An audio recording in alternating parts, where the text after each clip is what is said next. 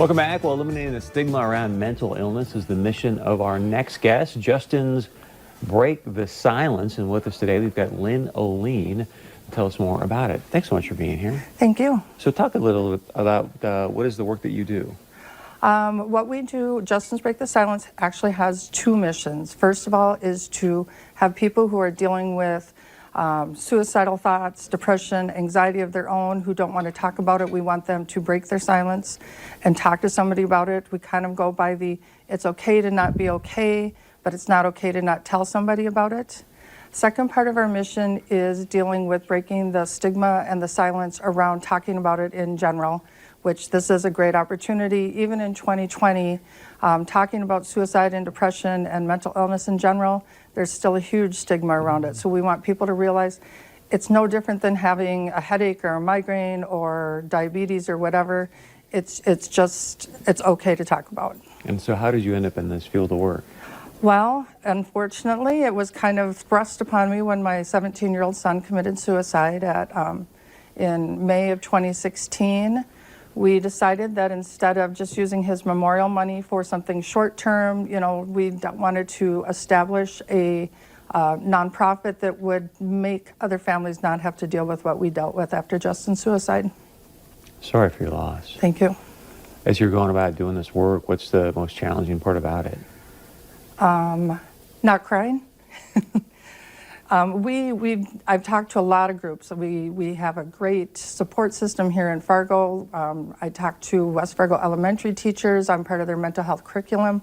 So probably in the last 4 years, I've talked to over 1,000 people. But some days it just flows. Some days the tears come. So that's the most challenging.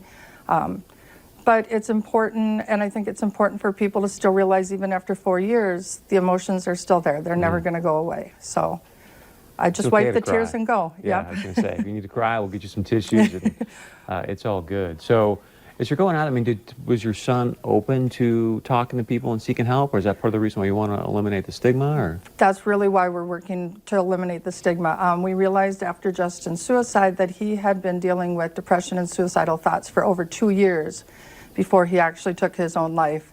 There is a type of depression, it's called high-functioning depression, and it affects people who seem like they have it all going on. Justin was a straight-A student, football player, musician, Eagle Scout, good friends, good family, looked like he had it all going on for him. And 2 years before his suicide, he wrote in a journal, I should probably tell somebody about these suicidal thoughts I've been having, but I don't want them to think I'm weak or weird. So there's kind of a train of thought out there of I don't have a right to have these feelings. I have, it's pretty common with this high functioning depression. I don't have a right to these feelings. My life is good. I have a good job, whatever. And we want people to realize that it's okay to own your feelings, whether you feel like you have a right to them or not. Well, we'd love to have you back and talk more about it, because I think getting rid of that stigma is just such a challenge these days. It is, and so yes. If you want to comment on that, but we also want to give you a chance to talk about what you're doing with Giving Hearts Day, so we can help you succeed in your mission. So, well, thank you. So some of what we have planned coming up is we are starting a parent support group for parents who have children that are struggling with a mental illness, whether it be depression, anxiety, suicidal thoughts, just to give them a chance to bounce ideas off each other, support each other, give each other suggestions, ideas. We are also planning to work with some stuff in the ag community. The suicide rate in the ag community is just staggeringly increasing. So we want to try to figure out how we can help with that. Those farmers are kind of a tough group to work with because they're pretty proud and pretty stubborn, so that's a bit of a challenge. We did have a community speaker in the fall, and we had over 200 people, so we'd like to bring in another speaker.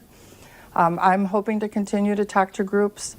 You can have all the resources out there you want to help people once they admit that they have depression, anxiety, whatever, but until they're willing to admit it, until the stigma, until the silence is reduced, then they're not going to. So people can just go to givingheartsday.org, find your organization and help donate. Yep, look for Justin's Break the Silence. Thanks for what you're doing. We appreciate it. And again, sorry for the loss, and thanks for sharing.